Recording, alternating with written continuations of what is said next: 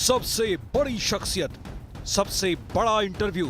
सभी राज्यों के भ्रमण से मैं देख रहा हूं कि ये आंधी है, आंधी बड़ी आंधी। और 2019 से बड़ी वाली आंधी 400 पार बहुत आराम से देश की जनता करने वाली है। विपक्ष 19 से 24 में विपक्ष के नाते भी विफल गया। इंडियन पॉलिटिकल लीग, कौन जीतेगा कुर्सी वाला कप? आज भारतीय जनता पार्टी पूरे देश में है और पूरे देश में मैं कह रहा हूं भारतीय जनता पार्टी हैट्रिक करेगी, करेगी और करेगी। और ये मोदी कहता है इसलिए करेगी ऐसा नहीं। देश के 140 करोड़ देशवासियों ने तय कर लिया है, इसलिए 400 पार होना है। दक्षिण के द्वार से भरेगी किसकी झोली? आंध्र एंड तेलंगाना जी। इस चुनाव में साउथ सबसे बड़ा सरप्राइज देगा। केरल, तमिलनाडु, पुडुचेरी, कर्नाटका, आंध्र, तेलंगाना सभी में साउथ से उम्मीद है बहुत ज्यादा। सभी में ऐतिहासिक परिवर्तन आपको नजर आएगा। चुनावी दंगल, राम नाम से किसका मंगल? उन्होंने निर्णय करके लिया है कि हम रामलला को फिर से एक बार टेंट में बेच के ही रहेंगे। सुपर कमीशन बनाने की बात रामलला को फिर से टेंट में बेच करके ही रहेंगे, ये उनके सलाहकार ने कहा है। वोट बैंक की राजनीति के लिए जी कुछ भी करना इनकी आदत है। प्रधानमंत्री मोदी के ब्लॉकबस्टर इंटरव्यू के बाद अब देखिए पूरा मेगा एक्सक्लूसिव अनकट संवाद। आज हमारे साथ एक बेहद खास मेहमान मौजूद हैं और ये खास मेहमान भारतीय इलेक्शन यानी जो इस समय इलेक्शन सीजन है उस पे सबसे बड़ा एजेंडा है। इस मेगा एक्सक्लूसिव इंटरेक्शन में मेरे साथ मौजूद हैं देश के प्रधानमंत्री नरेंद्र मोदी।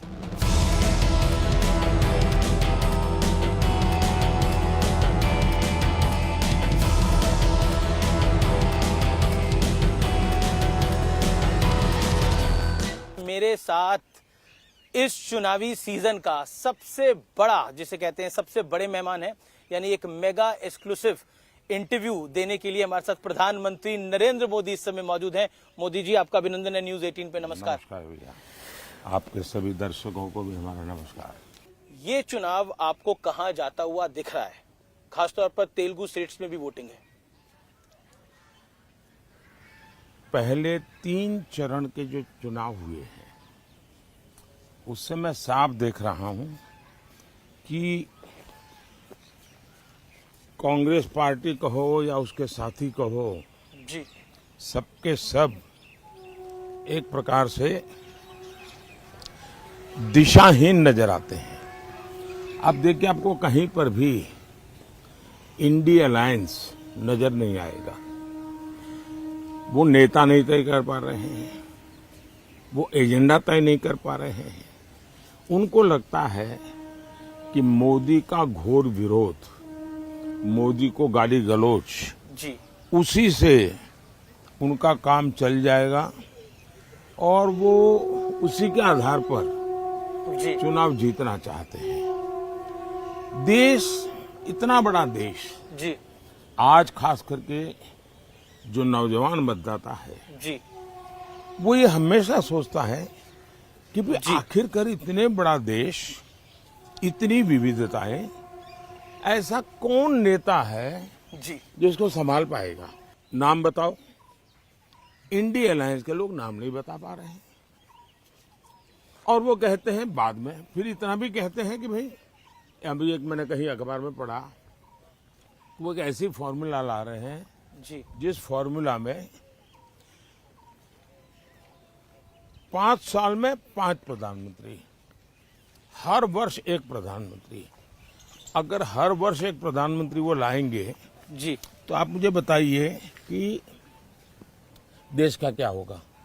आपको गांव के लोग बड़ी मजेदार कथा सुनाते हैं जी, कि एक बार 10 किसान इकट्ठे हुए जी, और उन्होंने सोचा कि भाई कुछ पानी के बिना क्या होगा, तो मिलकर के उन्होंने जो पानी की जांच करने वाले लोग हैं तो उनको बुलाया। तो कहा भाई पानी तो निकल सकता है, अगर 100 मीटर ट्यूबवेल कर देंगे तो पानी आपको निकलेगा और पानी मिलेगा। तो फिर 10 किसानों ने कहा ऐसा करो भाई 10 मीटर मेरे यहाँ गड्ढा करो, जी दूसरे ने कहा 10 मीटर मेरे यहाँ करो, तीसरे जी 10 ने कहा 10-10 मीटर कर लो, 100 मीटर हो जाएगा, क्या पानी निकलेगा क्या? तो 5 साल में 5 प्रधानमंत्री इतने बड़े देश को वो समझ भी नहीं पाएंगे। लेकिन विपक्ष कह रहा है कि 400 पार की पहले मोदी जी बात कर रहे थे, अब नहीं कर रहे हैं। मैं कल भी बोला हूं जी। अब वो ठीक है कि उनकी चिंता ये है, आखिर कांग्रेस का एजेंडा क्या है, 400 पार कर पाएंगे कि नहीं कर पाएंगे? उनका ये एजेंडा नहीं है कि वो कितनी सीटें जीतेंगे और कैसे जीतेंगे। मैंने करीब हिंदुस्तान के एक 3-4 राज्य बाकी है, सभी राज्यों का भ्रमण किया है और सभी राज्यों के भ्रमण से मैं देख रहा हूं कि आंधी है, आंधी, बड़ी आंधी, और 2019 से बड़ी वाली आंधी। 400 पार बहुत आराम से देश की जनता करने वाली है। विपक्ष 19 से 24 में विपक्ष के नाते भी विफल गया है। जो लोग विपक्ष के नाते भी विफल गए हो जी। उनको इतना बड़े देश का कारोबार कौन देगा? लेकिन एक सवाल मन में आता है कि बीजेपी ने 2019 के अंदर 303 सीटें अपने दम पर पाई। हिंदी भाषी राज्यों में एक तरह से बहुत बड़ी सीटें भारतीय जनता पार्टी को मिली, लेकिन इस बार क्या वो रिपीट हो पाएगा? और आप देखिए जी, भारतीय जनता पार्टी, जो आप इतनी पुरानी सोच के साथ बैठे हुए हो, गोवा जी, ये क्या हिंदी भाषी है क्या? गुजरात हिंदी भाषी है क्या? महाराष्ट्र हिंदी भाषी है क्या? असम हिंदी भाषी है क्या? बंगाल हिंदी भाषी है क्या? कर्नाटक हिंदी भाषी है क्या? आज भारतीय जनता पार्टी पूरे देश में है और पूरे देश में मैं कह रहा हूं भारतीय जनता पार्टी हैट्रिक करेगी, करेगी और करेगी। और ये मोदी कहता है इसलिए करेगी ऐसा नहीं, देश के 140 करोड़ देशवासियों ने तय कर लिया है, इसलिए 400 पार होना है। और भारतीय जनता पार्टी भी अपने सारे रिकॉर्ड तोड़ेगी और एनडीए भी अपने सारे रिकॉर्ड तोड़ेगी। तेलुगु स्टेट्स में आपको क्या लगता है? आंध्रा में, तेलंगाना, आंध्र एंड तेलंगाना जी, इस चुनाव में साउथ सबसे बड़ा सरप्राइज देगा।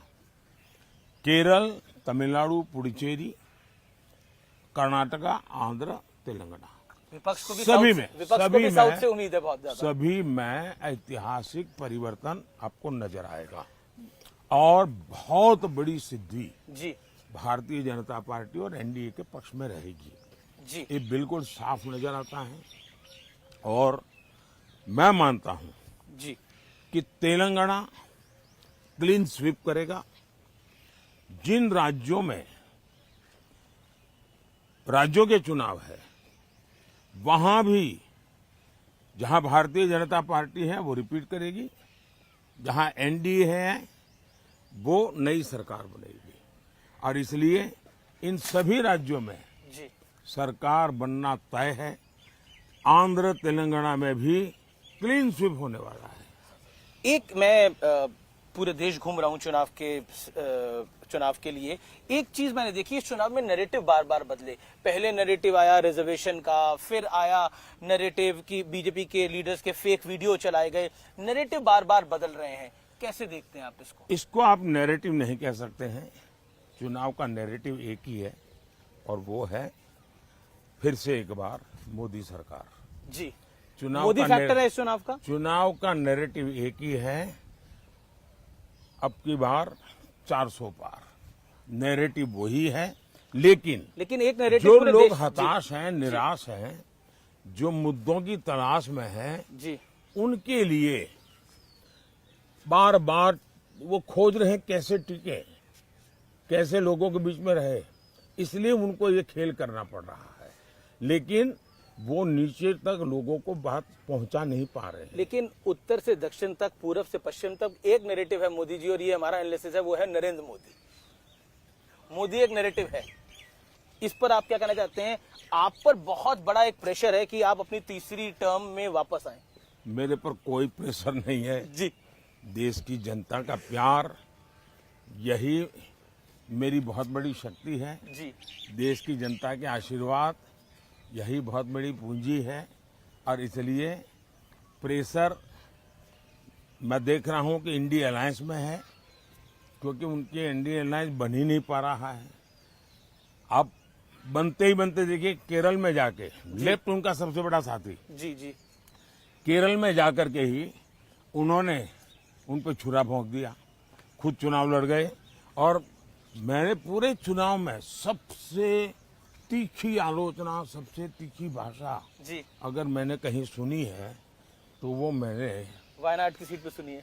वायनाड में सुनी है, केरल में सुनी है, जहां कांग्रेस की इतनी भद्दी तरीके से आलोचना हुई और कांग्रेस ने अपने इंडिया अलायंस के साथी के खिलाफ इतनी भद्दी भाषा में बोला। एक आपका बयान था कि कांग्रेस अगर आई सत्ता के अंदर तो ये राम मंदिर का फैसला पलट देगी, ये क्या ये मेरा बयान नहीं है, आपने बोला इस पे?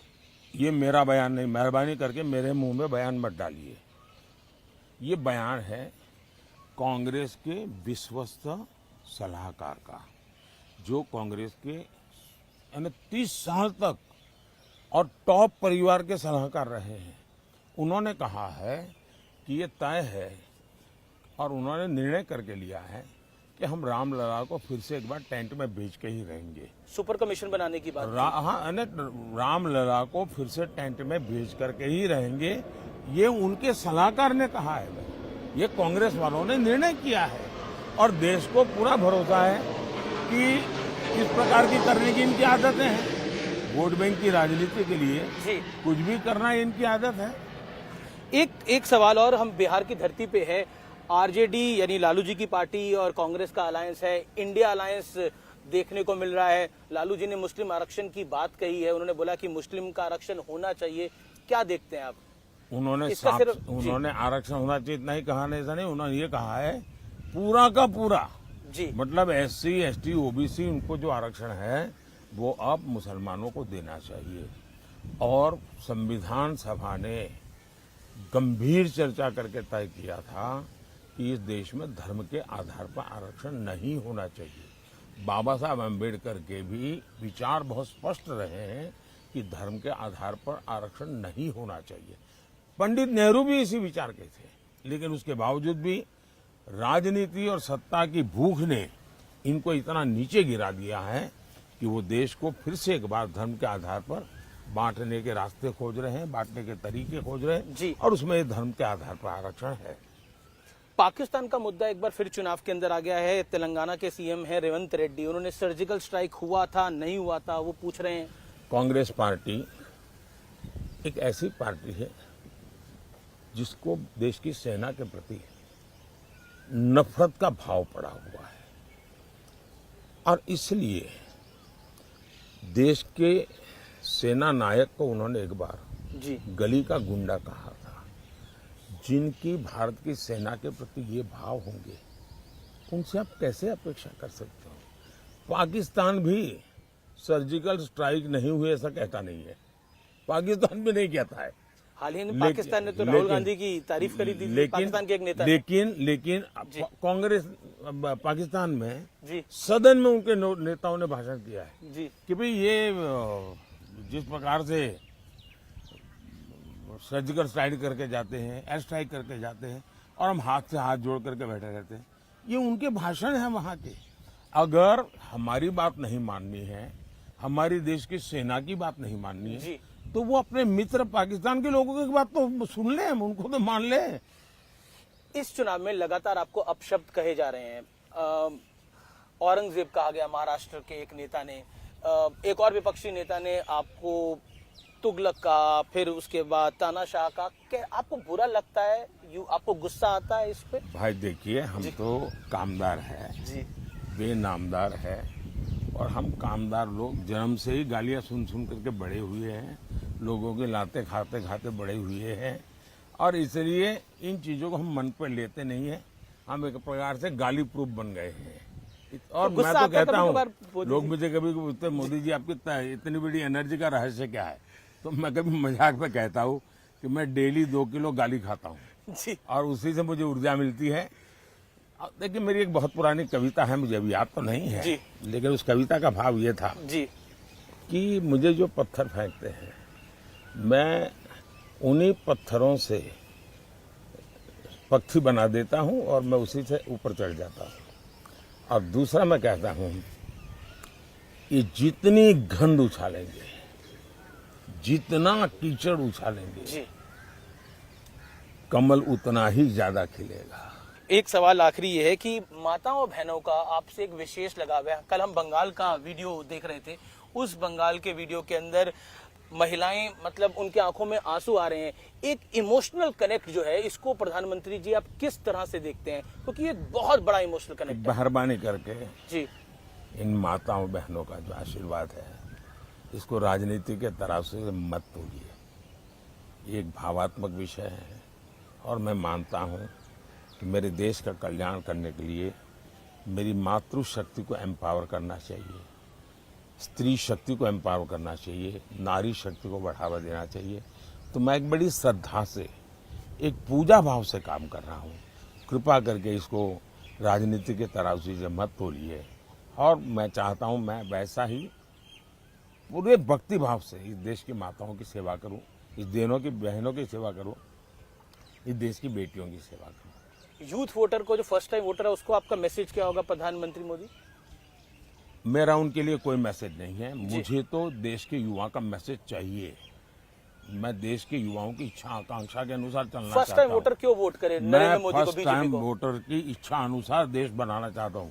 हमने अभी जो 2047 का विजन बनाया, करीब 35 लाख नौजवानों से मैंने फीडबैक लिया है और मैं अभी 100 दिन का कार्यक्रम बनाया है। जी।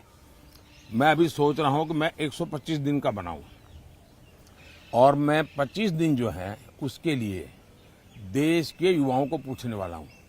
ये 25 दिन के लिए उनके क्या सुझाव है, कौन से काम मैं पहले करूं। तो मैं इस प्रकार से देश के युवकों को उनकी आशा आकांक्षा के अनुसार देश चलाना चाहता जेनजी हूं। जनरेशन आपसे पूछना चाहती है, आपका कोई बेस्ट फ्रेंड है? नरेंद्र मोदी का कोई बेस्ट फ्रेंड है?